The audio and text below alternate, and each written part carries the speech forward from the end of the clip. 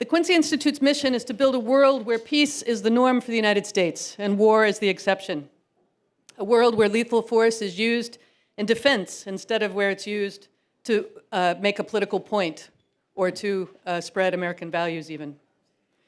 We focus on the forces and the external pressures, the lobbyists, the foreign governments, the military-industrial complex, et cetera, that keep the United States always enthralled in war or always on the knife's edge of the next war. We give this award each year to a policymaker, a journalist, an activist, an artist, or other, who has done an extraordinary job of promoting ideas that advance our mission and goals toward the future we seek. Our selection for this year's winner was pretty easy, frankly. In June, Representatives Khanna and Massie emerged as critical voices seeking to reassert congressional power, congressional authority over war-making in Iran. They introduced a resolution to prohibit U.S. military intervention there. The resolution garnered more than 75 co-sponsors in the House of Representatives, which is impressive, given that it was challenging the position of both the U.S. President and the Israeli Prime Minister. As Rep. Massie said at the time, the Constitution does not permit the executive branch to unilaterally commit an act of war against a sovereign nation that has not attacked the United States. The ongoing war between Israel and Iran is not our war. Even if it were, Congress must decide such matters according to our Constitution. And Rep. Khanna noted, no president should be able to bypass Congress's constitutional authority over matters of war. The American people do not want to be dragged into another disastrous conflict in the Middle East.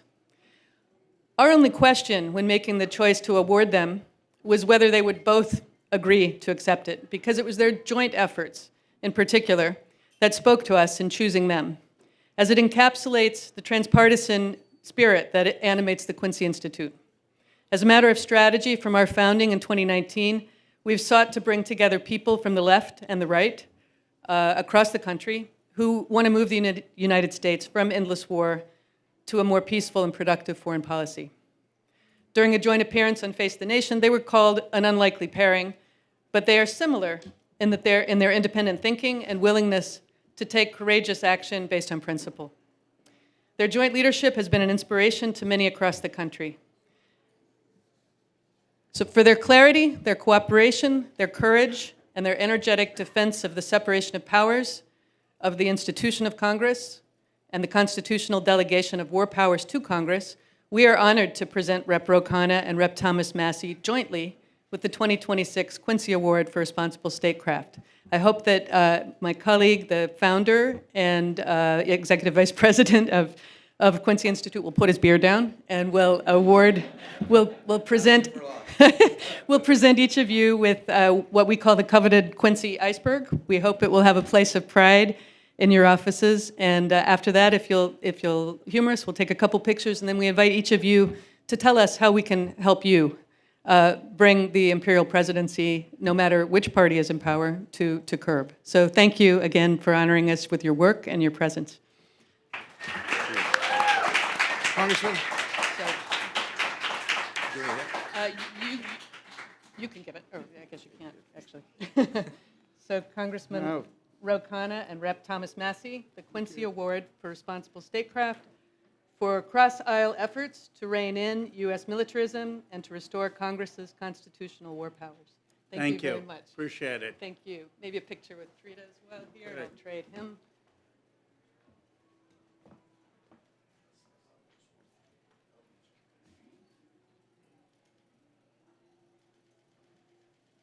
Thank you. All right. And then,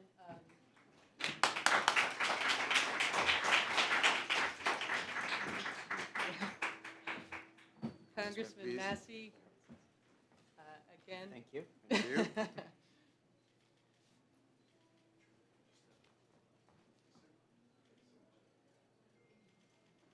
Handshake? Handshake? Who do I shake hands with? Thank you. Thank you so much. So, Congressman Massie, since you're standing here, would you like to start us off with a couple of comments? We'll take your iceberg and put it over here.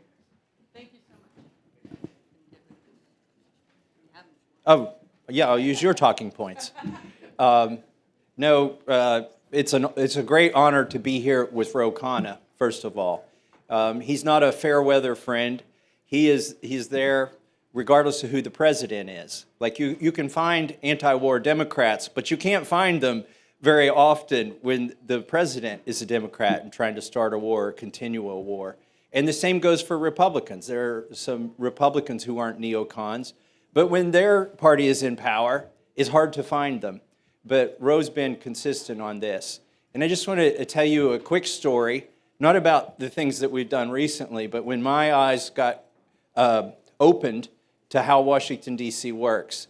So I was elected in 2012, and in 2013, we were going through the appropriations process.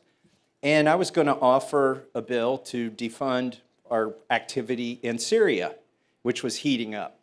And somebody else was going to do that bill, or an amendment, to the appropriations process. So I decided to do one on Egypt. You know, there was a military coup underway, and we historically give them at least $1 billion every year. And I'm like, well, who would the money be going to if in the midst of, if they got tanks in the streets and it's a military coup? We're surely, to goodness, we're not going to keep sending $1 billion, and we don't even know who's leading the country. And so I offered an amendment to none of the funds hereby appropriated shall be used, one of those great limitation amendments that we should do more often, and on Egypt. And we were getting ready, we had a little debate, and we're getting ready to vote on it, and the Republican leadership came to me and said that your bill will pass by unanimous consent if you'll just be quiet and don't ask for a recorded vote. I'd never heard of such things. And I said, well, that sounds pretty good. And he said, but why would you do that? And they said, because we got a call from the State Department and from AIPAC. And this is before they knew who I was, right? And they said, the State Department and AIPAC said, don't let us get a recorded vote. We'd rather have just a voice vote. And I thought, well, how do you know the other side won't ask for a recorded vote? They said, oh, we've already made a deal with them. And that's when I learned about the uniparty, right? And I'm glad you used the term transpartisan. I'm not bi, I'm trans. Partisan, transpartisan. Bipartisan means you love both parties, right? And trans means, for me, that you don't know which cloakroom to go into. Because you can't identify with either party on any given day. But that's when I learned about the uniparty. And so it sounded like a deal that was too good to turn down. And so I took the deal. And because it would seem sort of dilatory to object to your own bill if it passed by unanimous consent. And it did pass, and of course, I didn't know this, they stripped it all out later on. And the actual appropriations bill didn't have that amendment in it. There was no record of it. Nobody had to go on record. So ever since then, I've pretty much been objecting to all of my own amendments and bills when they pass by unanimous consent, because sometimes I know that all that's going to be left is as the residue of the effort is to put these people on the record. And sometimes that's the best we can do. But a couple weeks ago, we actually got a bill passed that the president signed to release the Epstein files. And that was Ro Khanna, and I got that done. Now, the president today announced he's pardoning a Democrat who voted to impeach him, and I can't even get an invitation to the White House Christmas party. There was no bill signing for Ro's. I asked Ro while we were sitting here, did you get an invite to the Christmas party? He said, yes, I did. So, yeah, I don't know. I said, can I have your tickets?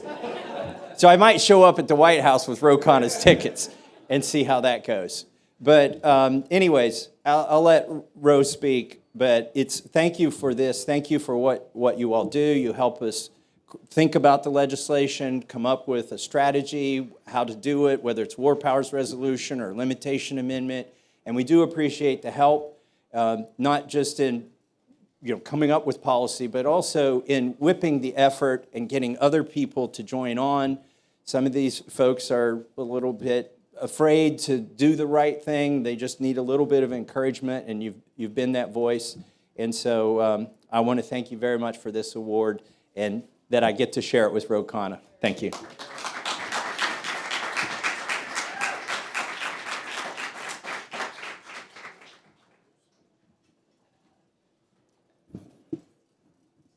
Welcome back from your honeymoon, Thomas. It's an honor to be able to share this award with Thomas Massie. He is someone who really is principled, and it took guts. I mean, he's got a primary challenge against him. He's got the president insulting his wife. He's got billions of dollars, billions of billionaires, millions of dollars coming at him. But he never wavers when he stands for something. He'll tell you if you're wrong, too. But if he is committed to a position, he will stand with it. And it's an honor to be recognized jointly. You said, would we accept? That was added incentive to accept to be recognized with Thomas.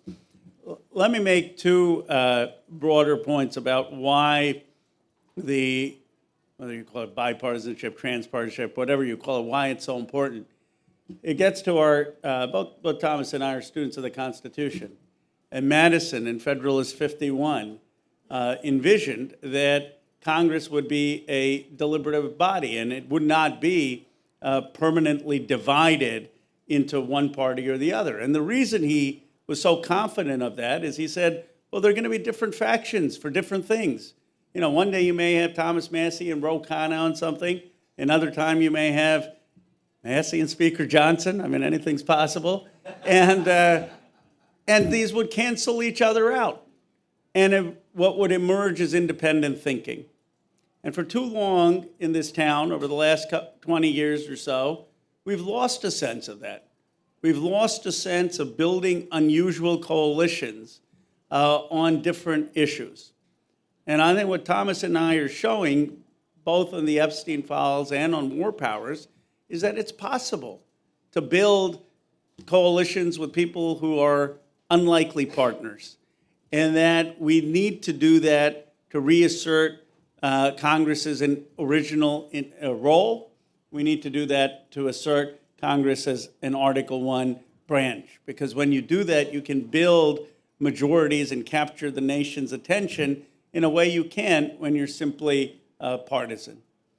And the second thing is this country, at least since 2004, has been voting against endless wars.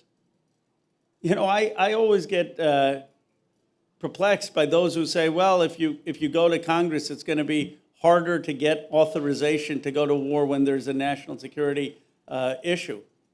And I always ask them, tell me a time where we really needed to go to war that Congress didn't declare war. Like, give me an actual example. Because usually if we really need to have a war, whether it's defensive or national security, usually the vote is like 420 to 15. It's not that hard to get Congress to say, okay, we're going to stand up for American national security. So the times where Congress is not consulted is usually because Congress reflects the American people's weariness of having gone to Iraq, having been in Afghanistan for 20 years, having had regime change in Libya, having had a war in Yemen through Saudi Arabia, a proxy war, across parties, across presidents. And they keep voting for the guy or woman who's, eventually, but who says, I'm not going to stop these wars.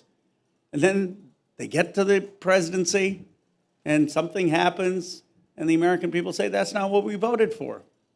So I believe Congress can be the branch that actually reflects the American people's weariness of military adventurism, of massive aid to other countries at the expense of building our own nation, of a reasonable restraint in making sure that our military is actually there for our national defense and not unnecessarily wasting our treasure or creating conflicts that aren't in our interest.